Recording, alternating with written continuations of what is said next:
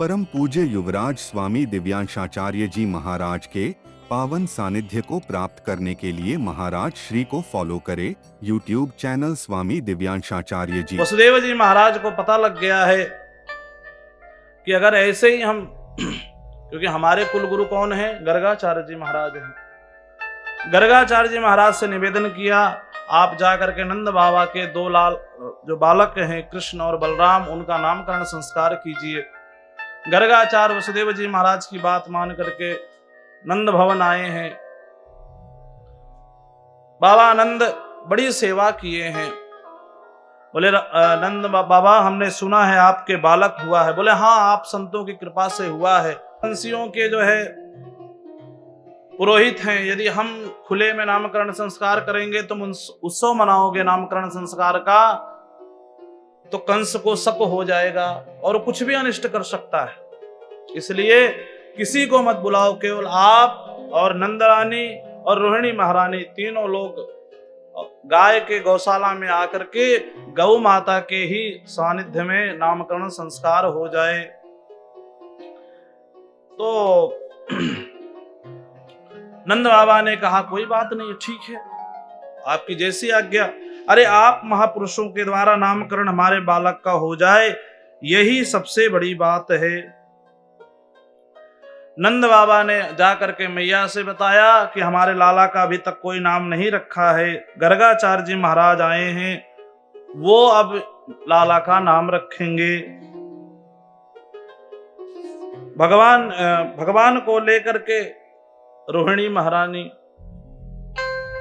मैया ने सोचा कि बाबा की बड़ा बखान हो रहा है, ये कुछ जानते भी हैं या केवल, कई लोग परीक्षा लेते हैं ना कि बाबा कुछ जानते हैं कि नहीं, थोड़ा हाथ वाथ देख करके बताते हैं कि नहीं बताते हैं।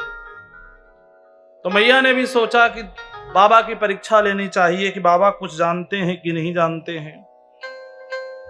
तो मैया ने रोहिणी महारानी के पुत्र बलराम जी को गोद में ले लिया और रोहिणी महारानी भगवान को ले लिए। आगे आगे मैया और पीछे पीछे रोहिणी महारानी दोनों आई और भगवान के दिव्य रूप को देख करके, भगवान का दर्शन करके अचेत हो गए, अपने सुध बुध भूल गए, समाधि लग गई गर्गाचार्य जी महाराज को। जिन प्रभु के दर्शन करने के लिए हम लालायित थे, जब हमारे पिता ब्रह्मा जी ने हमको पुरोहिताई करने के लिए, पौरोहित्य कर्म करने के लिए आज्ञा दी थी, तो हमें अच्छा नहीं लगा था। एक दिन तुम्हारे ही यजमान के यहाँ साक्षात त्रिलोक के मालिक जगतपति भगवान आएंगे और तुम्हें उनका नाम रखने का सौभाग्य मिलेगा। आज वो शुभ दिन आ गया। वो प्रभु देखो आज बालक के रूप में आए हैं, जिनके दर्शन बड़े बड़े अमलात्मा विमलात्मा बड़े बड़े योगी मनीषी नहीं कर पाते हैं, उन प्रभु का दर्शन हमको मिल रहा है। समाधिस्थ हो गए और एकदम न हिले न डुले न आंख बंद करें। मैया ने रोहिणी महारानी के तरफ इशारा किया, महाराज ये बाबा है कि गया? लगता है हार्ट वार्ट तो नहीं फेल हो गया, ना तो हिल रहा, ना डुल रहा, ना बोल रहा, ना आंखें झपा रहा। अब मरना भी था तो हमारा ही घर मिला, अब कौन इसको उठा के बाहर ले जाएगा? बताओ, हमारे बालक का नामकरण संस्कार हो रहा था और उसमें इतना बड़ा अगर अशुगुन हो जाएगा, कल कोई पंडित तैयार नहीं होगा हमारे लाला का नाम रखने के लिए।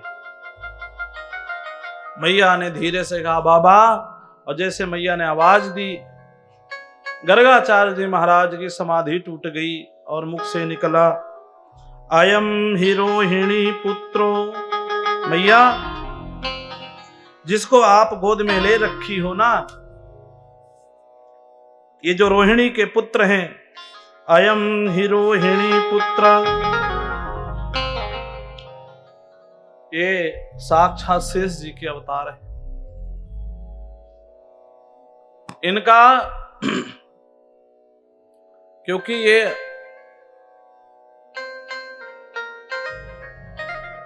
इनको गर्भ से योग माया ने निकाल करके दूसरे गर्भ में स्थापित किया है, इसलिए इनका एक नाम शंकर्षण होगा,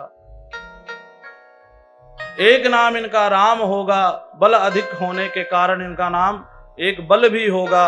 लोग इन्हें बल और राम दोनों मिला के बोलेंगे, इनका नाम बलराम होगा। बोल बलराम जी महाराज की जय। दूसरे बोले जो भगवान हैं, इनके तो बहूनि संति नामानि, एक दो नाम नहीं है इनके तो 1000 नाम, विष्णु सहस्त्र नाम के नाम से 1000 नाम नोट है, एक दो नाम नहीं है इनके। अरे ये कभी शुक्ल वर्ण में, कभी कृष्ण वर्ण में ये जन्म लेते हैं। इस बार इन्होंने कृष्ण वर्ण में जन्म लिया है, इसलिए इनका नाम कृष्ण होगा। कर्षति कृष्णा, जो अपनी तरफ हर जीवात्मा को खींच ले, आकर्षित कर ले, ऐसे ठाकुर बोले कि एक बार जो देख ले, टेढ़ी चीज जल्दी किसी बोतल में नहीं जाती, टेढ़ी लकड़ी हो जल्दी नहीं जाएगी, लेकिन यदि चली गई तो निकल नहीं सकती। वैसे ये जो ठाकुर जी हैं, जल्दी तो किसी के हृदय में प्रवेश नहीं करते हैं, लेकिन यदि प्रवेश कर गए तो ये निकल नहीं सकते। इनका नाम कृष्ण होगा। बोले कृष्ण भगवान की जय। इसी जन्म में इन्होंने वसुदेव जी महाराज के यहाँ इनका जन्म हुआ था, इसलिए इनका एक नाम वासुदेव होगा। बोलो वासुदेव भगवान की जय। उसके बाद मैया इनके सारे गुण भगवान नारायण से मिलते जुलते रहेंगे। अब ये नहीं कहा कि नारायण ही है, क्योंकि ये ढक करके रखना है ना भगवान की लीला को। सुंदर भगवान के नामकरण संस्कार हो गए। अब तो लाला धीरे धीरे बड़े होने लग गए, दिव्य लीलाएं करने लग गए।